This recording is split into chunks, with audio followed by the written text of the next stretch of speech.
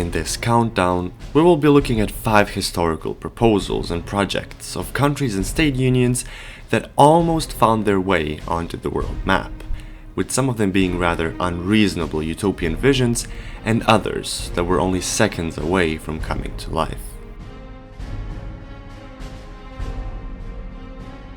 The first almost country on my list would be the most clickbaity one, as for the average history nerd who knows at least something about the cultural and ethnic differences of Eastern Europe and the raging bloodbath of the Balkans, showing that person a map like this, that looks rather like something from a sci-fi movie, and telling them that this was a genuinely proposed plan of a potential country, while being serious with it, would be rather outrageous.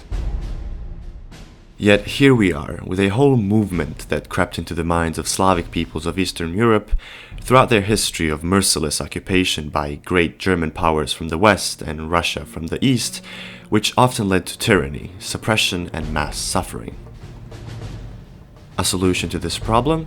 Temari Oh, a superstate comprising of several countries from Eastern Europe, stretching all the way from the Baltic to the Black Seas, hence the name, which would serve as a buffer zone between the Germans and Russians, as an antidote to the constant fear of being invaded from either side, as history proved valid time and time again. There were many variants of this proposal, the more modern ones being in the form of some kind of confederacy, federation, or just a military and economic union, such as the EU itself. A modern attempt of the realization of this plan would be the Visegrad Group, consisting of 4 current members, aimed at strengthening the cooperation between Slavic nations. Yet the first initial proposals and plans came from Poland, specifically from Józef Liksutski, who, with a rather negative personal experience as a political prisoner in the Russian Empire during World War I, sought to seek revenge with a crazy proposal of slamming so many nationalities into one country, as that would definitely not be a bad idea. Yet he couldn't know what was to become of Yugoslavia soon thereafter, so we can't judge him for thinking that this would work. His crazy plan was only supported by France for some reason, and all the invited nations saw it as a rather intimidating threat to their sovereignty.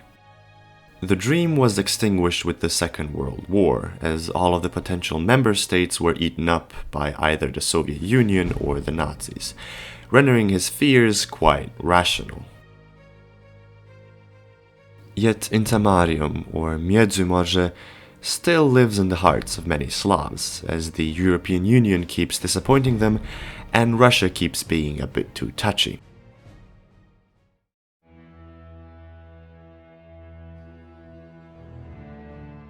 The Fertile Crescent Plan was a proposal during World War II, developed and presented to British officials by Nouri Assad, the Prime Minister in the Hashemite Kingdom of Iraq at the time. During the war, it appeared that France was losing its grip on Syria, so a superstate was proposed as a union between the Kingdom of Iraq, Mandatory Syria, Lebanon, Palestine, and Transjordan, which would stay as a pro-British puppet. It saw support from the Second People's Party, yet was opposed by the National Party and factions within the army, as they wanted to stay away from Iraq as long as it had anything to do with Britain. This opinion was shared by the Syrian people themselves, yet real steps were made during the rule of the People's Party under Sami al-Hinawi, with genuine negotiations with the British. A coup d'etat crushed these hopes as the Iraqi monarchy was overthrown in July of 1958, although even nowadays, with all of the troubles and chaos possessing these lands, some people would believe that a Middle Eastern superstate would be a part of the solution, this time without British fingers involved.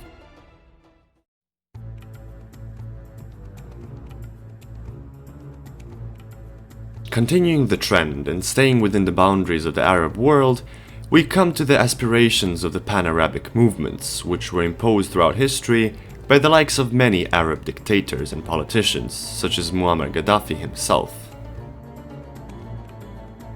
Specifically, his plan was to unite Libya and Tunisia under the flag of the Arab Islamic Republic, with Morocco and Algeria also later included in this proposal.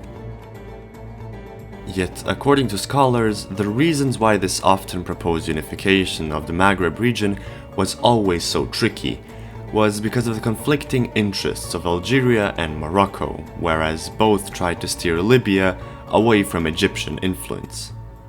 Gaddafi himself was always fond of this idea of pan-Arabism, proposing potential unions with pretty much all surrounding Arab countries, as he didn't see Libya as a standalone nation, rather as the first spark to provoke a revolution in the Arab world, leading to total unification of all Arabs under one flag.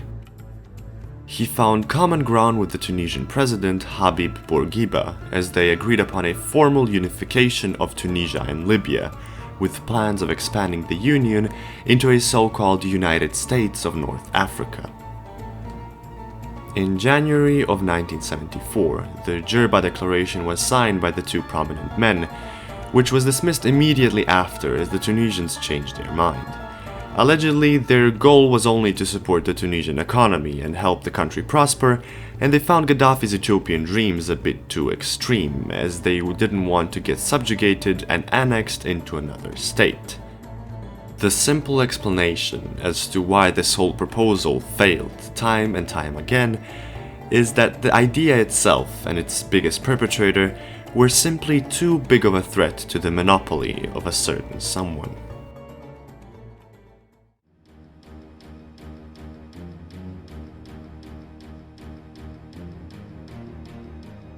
The Franco-British Union, as fantastic as unlikely as it sounds, was an extraordinary near miss of history during the Second World War. What sounds like a proposal that maybe one madman could have once proposed somewhere in the UK was an actual plan ready to be executed before a literal last-second twist in the minds of the French.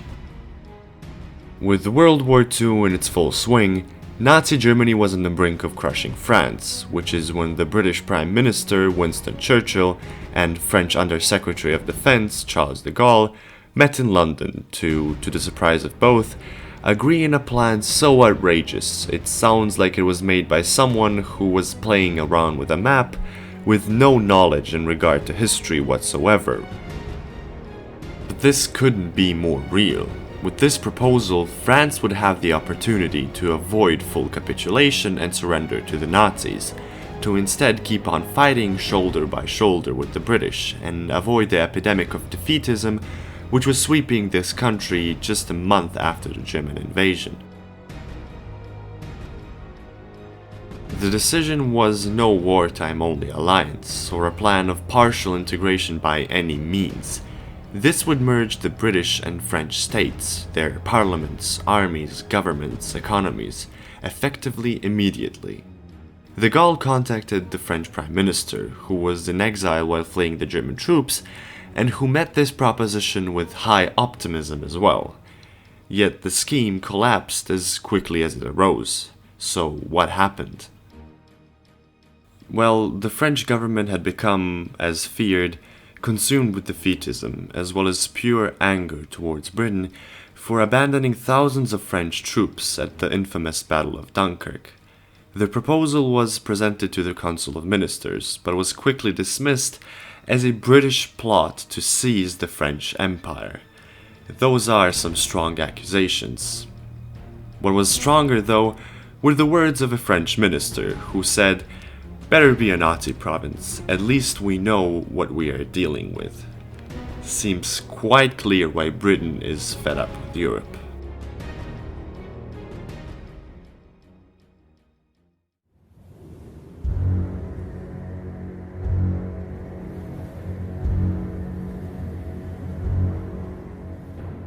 Last, but definitely not least, would be the slave owner Utopia from the 1850s, proposed by the Knights of the Golden Circle to expand the number of slave states in the Americas.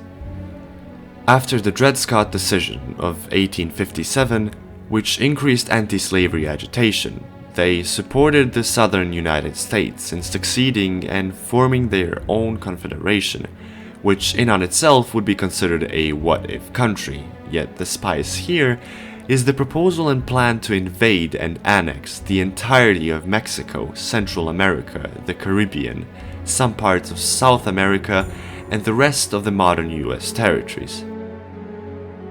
As you can assume by the potential ethnic composition of such a superstate, this would by no means be a prosperous secular country. The whole point and motto of the foundation of this state would have been the acquisition, exploitation, trade, and suppression of slaves, which would have ended in a much greater catastrophe than it did in our timeline. Thankfully, however, the US Civil War ended this wet dream of slave owners and the trend of slavery in the Americas and the rest of the world with the defeat of the Confederates in 1865 and the final unification of the United States of America. Even if it had come to life, who knows in which profound ways such a powerful regime of oppression would have changed world history. Modern alternate history novels and television series saw the creation of this superstate as a probability had the South won the Civil War and continued its slave trading practices, as besides the US, there was really no regional power that could militarily oppose them. Thank you for watching. If you like this video, be sure to subscribe and hit the bell button, support me on Patreon if you're feeling generous, and be sure to check out my other videos where we explore the history of the world within a wide variety of topics.